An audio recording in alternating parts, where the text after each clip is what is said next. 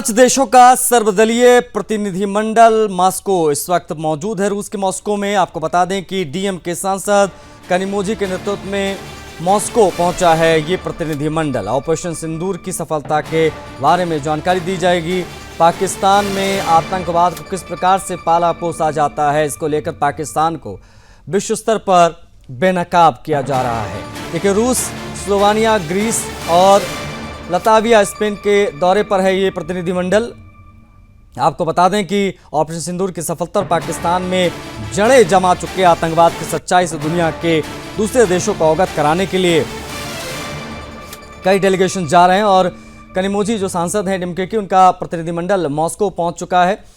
वहीं क्योटो पहुंचे संजय झा ने भारत की सोच से जापानी राजनयिकों को अवगत कराया। कनिमोझी के नेतृत्व वाला प्रतिनिधिमंडल आज सुबह मॉस्को पहुंचा है। इस प्रतिनिधिमंडल में समाजवादी पार्टी के लोकसभा सांसद राजीव राय भी हैं, भाजपा सांसद कैप्टन ब्रजेश भी हैं, प्रेमचंद गुप्ता भी हैं, आपके राज्यसभा सांसद डॉक्टर राजीव मित्तल हैं, नेशनल कॉन्फ्रेंस के मियां अल्ताफ अहमद हैं, नेपाल, यूरोपीय संघ, बेल्जियम, लग्जमबर्ग में भारत के राजदूत रहे नंजीव पुरी और पूर्व विदेश सेवा अधिकारी और रूस में भारत के राजदूत रहे विनय कुमार शामिल हैं। रूस स्थित भारतीय दूतावास ने अपने अधिकारी एक्स हैंडल पर प्रतिनिधिमंडल के मॉस्को पहुंचने की तस्वीरें शेयर की हैं। पाकिस्तान इस नुकसान और अपने यहां आतंकवाद के अस्तित्व को स्वीकार करने से इनकार कर रहा है और भारत से संबंधित गलत और भ्रामक खबरें दुनिया भर में फैला रहा है। किस प्रकार से मॉस्को में हमारा प्रतिनिधिमंडल पहुंचा, वहां का तस्वीरें हम आपको दिखा रहे हैं। और इसी पर बेहतर बातचीत के लिए हमारे साथ संजीव जी कनेक्ट हो रहे हैं, उनसे हम जुड़ेंगे, बातचीत करने की कोशिश करेंगे।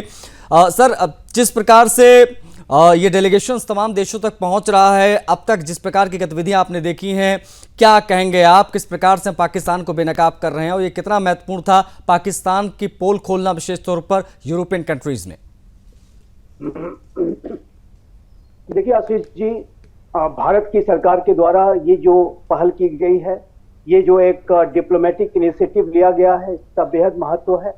और हमने ये देखा है कि पाकिस्तान ने इंफॉर्मेशन वॉरफेयर के आधार पर भी भारत के खिलाफ बड़ी साजिशें रची और भारत को उसने अंतर्राष्ट्रीय समुदाय में नीचा दिखाने के लिए, भारत को नकारात्मक छवि को दिखाने के लिए ऑपरेशन सिंदूर के बारे में तरह तरीके की भ्रामक जो खबरें पाकिस्तान की तरफ से फैलाई गई, उन सारे झूठ और फरेब को, प्रोपेगेंडा को, लाइज को, मिस इन्फॉर्मेशन को बेनकाब करना भी भारत के इस आतंकवाद के विरुद्ध जो युद्ध में बेहद आवश्यक था। इंफॉर्मेशन वॉरफेयर का जो सहारा पाकिस्तान पहले भी लेता रहा है, वो अपने झूठ और फरेब के लिए कुख्यात है और जाहिर है कि पाकिस्तान ने इस बार भी ऐसा ही किया है।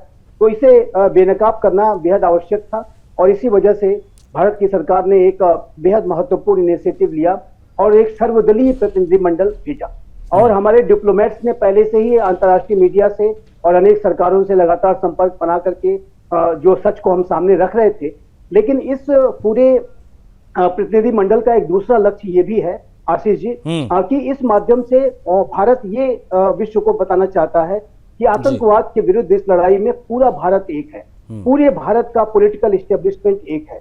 और जाहिर है कि भारत में चाहे वो कोई भी राजनीतिक दल हो, सभी दलों का इस आतंकवाद की लड़ाई में समर्थन है। इस बात का भी मैसेज देने के लिए ये प्रतिनिधिमंडल गया। दूसरा मैं ये भी कहूंगा कि इस सर्वदलीय मंडल के माध्यम से ये भी भारत ने अंतर्राष्ट्रीय समुदाय को दिखाने की कोशिश की कि भारत में सभी संप्रदाय एक है, सभी जो है जितने भी भारत में जो भी आइडेंटिटीज हैं, वो सभी इस आतंकवाद के विरुद्ध एक सुर में बात कर रही है और एक सुर में अंतर्राष्ट्रीय समुदाय के समक्ष अपनी बात रख रही है। और पाकिस्तान ने ये जो साजिश रची पहलगाम की, उसमें हमने देखा कि उन्होंने जिस तरीके से हिंदू और मुस्लिम के बीच में एक सेग्रीगेशन किया आतंकवादियों ने और हिंदू के लोगों को एक एक करके मारा, उससे जाहिर है कि भारत में हिंदू और मुसलमानों और अन्य संप्रदायों के बीच में तनाव बढ़ाने की उन्होंने साजिश रची।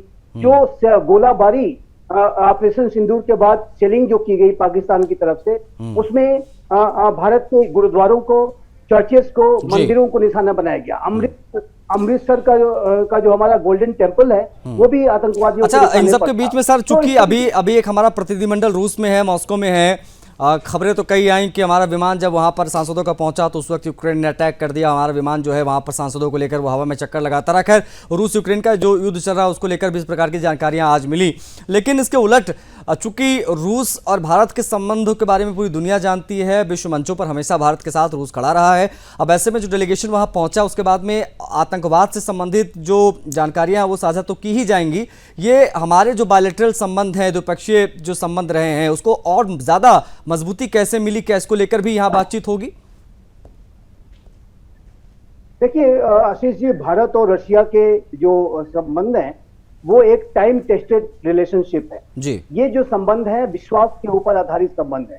रशिया एक ऐसा राष्ट्र है जो भारत का हमेशा से संकट काल में साथ दिया है, चाहे वो शीत युद्ध का दौर रहा हो या आज हम जब 21वीं सदी के तीसरे दशक में हैं और ये पोस्ट कोल्ड वॉर सिचुएशन है, पोस्ट 9/11 वर्ल्ड में हम हैं। तो ऐसे में भी भारत और रशिया की जो दोस्ती है वो लगातार सशक्त और मजबूत बनी हुई है।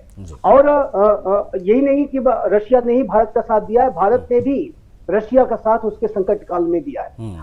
आपको याद होगा, आपके दर्शकों को भी याद होगा कि जब रशिया यूक्रेन के बीच का जो युद्ध शुरू हुआ था तो उस समय भारत के ऊपर बहुत सारा दबाव बनाने की कोशिश की गई कि भारत रशिया के साथ अपने संबंधों को डाउनग्रेड कर ले, जो ऑयल इत्यादि को न खरीदे और रशिया के साथ अपने संबंधों को रिव्यू करे। भारत इस तरीके का दबाव बहुत आया वेस्टर्न कंट्रीज से 3 साल पहले, लेकिन हमने किसी भी दबाव को जो है अनसुना कर दिया और दबाव में आने के बजाय हमने रशिया के साथ अपने संबंध और बढ़ा लिए। ऑयल का जो इंपोर्ट है वो कई गुना बढ़ा लिया, फर्टिलाइजर का इंपोर्ट कई गुना बढ़ा लिया। हमारे जो व्यापारिक संबंध अगर आप देखें तो 2022 के पहले और आज के स्थिति में बहुत बड़ा अंतर आ गया। व्यापारिक संबंध हमारे बहुत रशिया के साथ बढ़ गए हैं। तो भारत ने भी रशिया के साथ संकट काल में दिया है और रशिया ने भी भारत को संकट काल में मदद की है। तो ये विश्वास के ऊपर आधारित संबंध है और इस डेलीगेशन की यात्रा में के बाद भी जाहिर है कि इन संबंधों में कितना विश्वास है वो डेलीगेशन के सदस्यों को